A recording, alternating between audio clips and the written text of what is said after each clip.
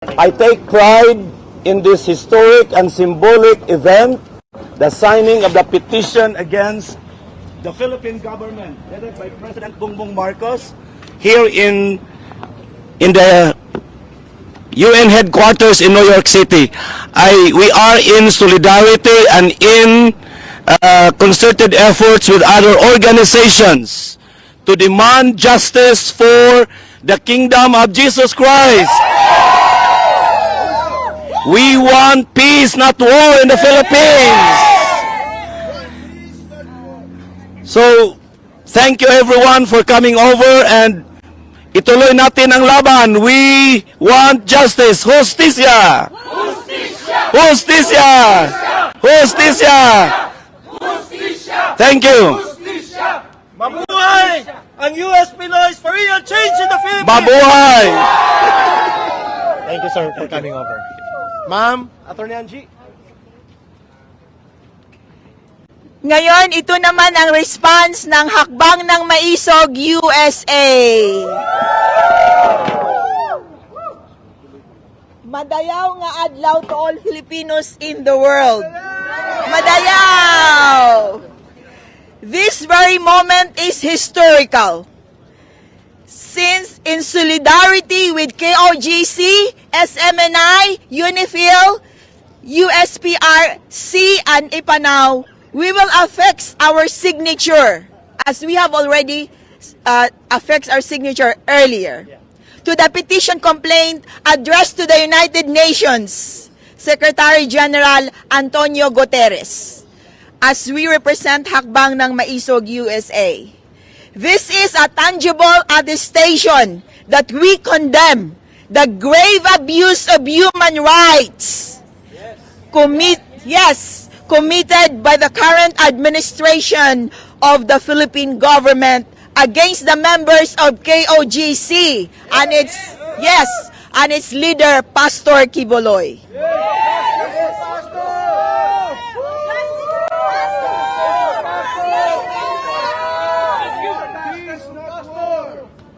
We demand the restoration of peace,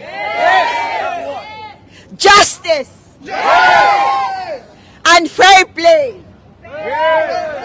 in the legal system in the Philippines.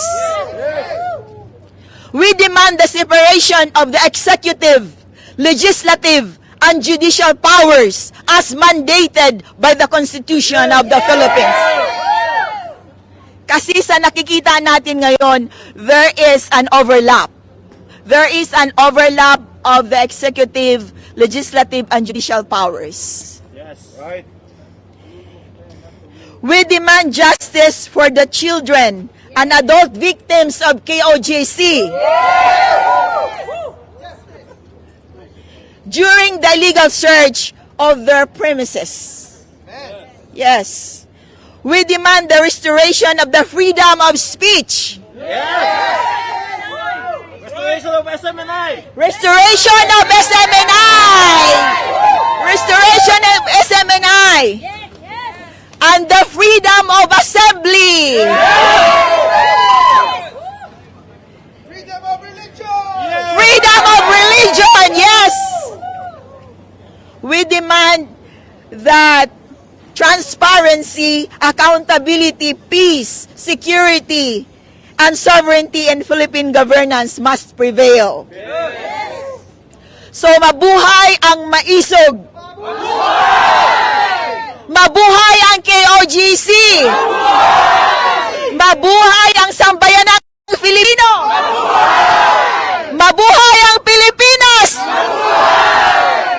Justice to KOGC! Thank you. Justisya! Justisya! Justisya!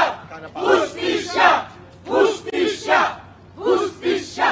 Rule of law, not the rule of man! Mabuhay ang Hakbang ng Maisog USA! I represent the KOJC and the SMNI.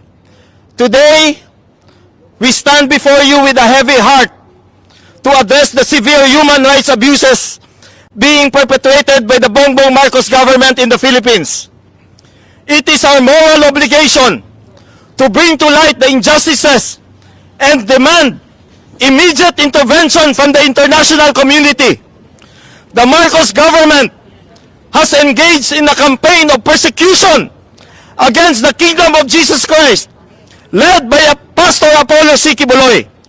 This includes the unlawful and unjustified imposition of a 10 million peso bounty for Pastor Apollo's arrest. This bounty is the largest imposed in the country and is endangering the very life of Pastor Apollo and those who are with him. We are also condemning the unlawful suspension of Sunshine Media Network International without cause. We have endured attacks by police forces against our religious sites, against our places of worship, unlawful searches, and forceful entering of our compounds, which has led to the deaths of 2 members of the indigenous people's community. Such actions are not only a blatant violation of human rights, but also an attack on our religious freedom and the rule of law.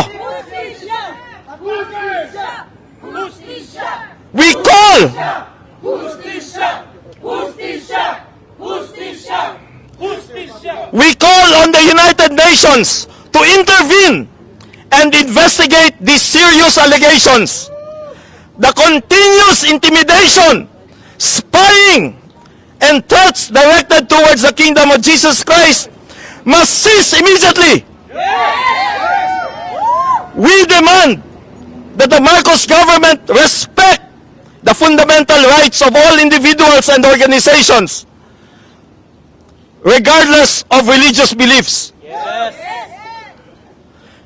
and uphold the principles of justice and democracy. The time has come for the international community to stand with us in condemning these abuses. We urge the United Nations to take decisive action to protect the rights of those being persecuted and to ensure that justice prevails. We believe in a future where every individual's rights are respected, regardless of their religious beliefs, and they are protected, where freedom of belief and expression are upheld, and where the rule of law is honored. Let us not remain silent in the face of oppression. Together, let us raise our voices and demand justice for all. Mabuhay ang Pilipinas!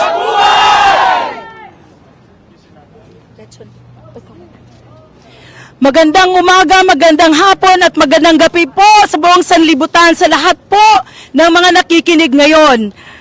Maraming salamat po sa Maisog USA at sa lahat po na nandirito sa ating mga kasama po natin ngayon.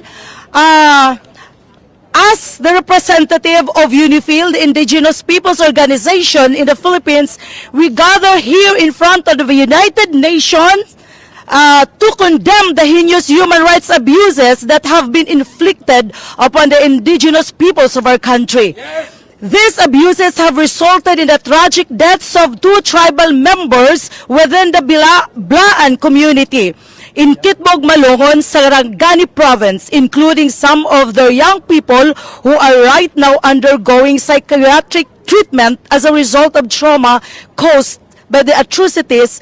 We also call attention to the member of Bagubo Klata who was injured and handcuffed during the attack in the Prayer Mountain, which is one of the KOJC compound. It is with great sorrow and indignation that we address you today.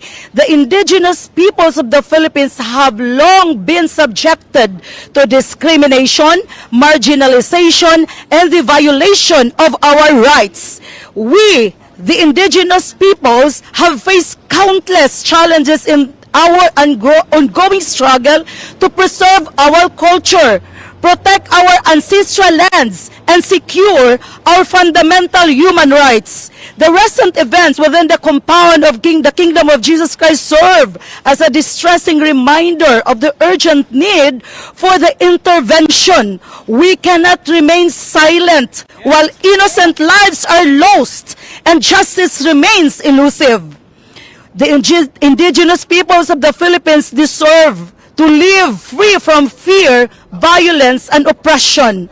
Therefore, we fervently call upon the United Nations to intervene in this grave matter. We implore the international community to take immediate action and conduct a thorough investigation in these human rights abuses. We urge also the UN to hold those responsible accountable for their actions and ensure that justice is served.